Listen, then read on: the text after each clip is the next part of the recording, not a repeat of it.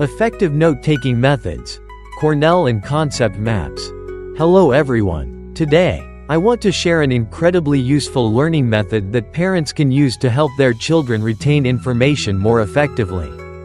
Get ready, because we're going to dive into two incredibly smart note-taking techniques: Cornell notes and concept maps. Effective note-taking methods. Cornell and concept maps. Did you know that note-taking isn't just a way for kids to jot down what they hear in class, but also a crucial key that helps them easily review information later? But how can we make note-taking truly effective? Let's explore. The note-taking methods or tools should focus on helping children organize and consolidate their memory in various forms, so they can easily apply the information later. It might sound a bit complicated, but in reality, it's not that hard. The notes that children take are like a bridge, connecting their knowledge to their memory. However, note-taking is just the first step. After taking notes, they need to know how to summarize the information in a way that makes it easy to understand and remember. Don't worry, we have some great tips to help kids do just that. Cornell notes and concept maps. Two reliable companions.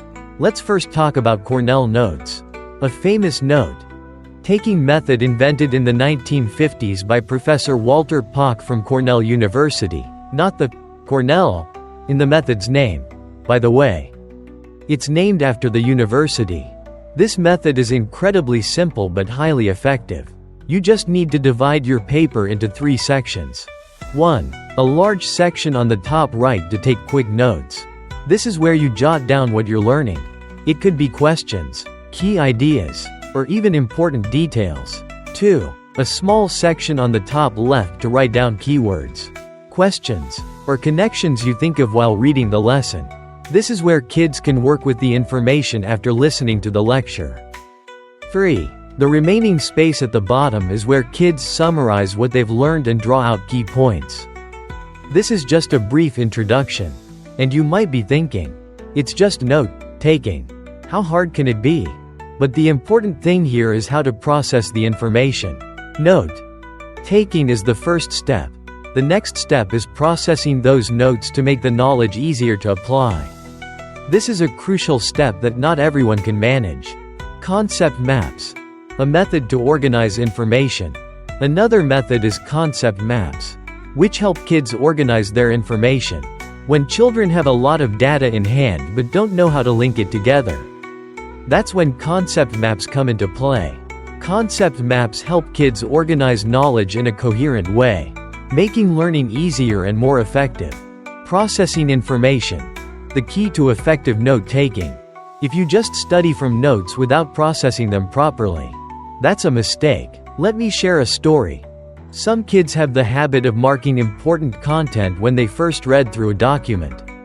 But sometimes what they think is important might not actually be. When they go back and review the marked sections, they often can't remember why they marked them in the first place. So, all they end up doing is skimming through the material without truly understanding it. So, what's the solution? It's simple. When using the note-taking method, children should follow these steps. First, read the first heading to identify the main points. Then, read it again to understand the entire picture and see how it relates to what they've already learned. After that, kids can start highlighting and noting down the important points to focus on. The beauty of this method is its proactive approach to identifying important information and learning from the notes taken. How to guide kids to learn from their notes. To learn effectively from notes, children need to know how to organize the information and turn it into their own knowledge. When using the Cornell note-taking method, kids will have an interesting checklist to evaluate what they've absorbed. They can read their notes and come up with questions they think might appear on a test or simply questions they're curious about. Then, they can answer these questions using the knowledge they've summarized. And don't forget one important thing. If they're unsure about an answer, don't hesitate to review the main notes to reinforce the information.